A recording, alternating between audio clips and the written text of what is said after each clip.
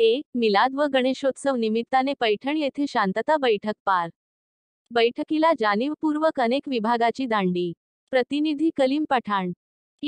मिलाद व गणेशोत्सव या महत्त्वपूर्ण सणाचे निमित्ताने तालुक्यात कायदा सुव्यवस्था अबाधित राहावी व हे सण सर्व समाजबांधवांना सामाजिक एकता जोपासत गुण्यागोविंदीने शांततेत साजरे करता यावे व त्यांना येणाऱ्या विविध अडचणी हे प्रशासनस्तरावर निराकरण करून सवलत उपलब्ध व्हावी, पूर्ण रूपाने सर्व भौतिक सुविधा उपलब्ध व्हावे, यासाठी ही बैठक बोलविण्यात आली होती.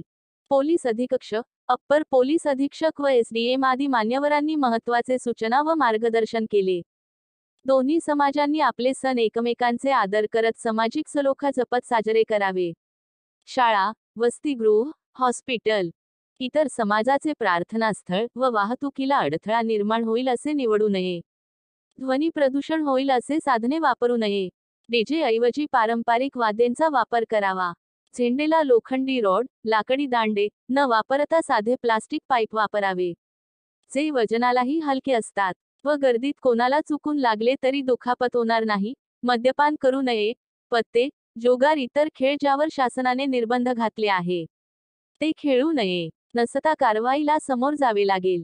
मूर्ती ठिकाणी कॅमेरा उपयोग करावा. सर्व परिस्थितीची लक्षात घेऊन मूर्तीची साईज निवडावी.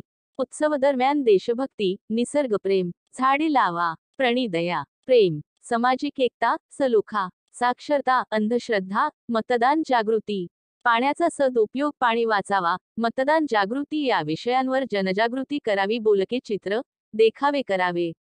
कोणीही कुठलाही वादग्रस्त वक्तव्य अथवा अशांतता पसरविणाऱ्या व्यक्ती विरोधात कठोर कारवाई केली जाईल, असे मोलाचे मार्गदर्शन केले.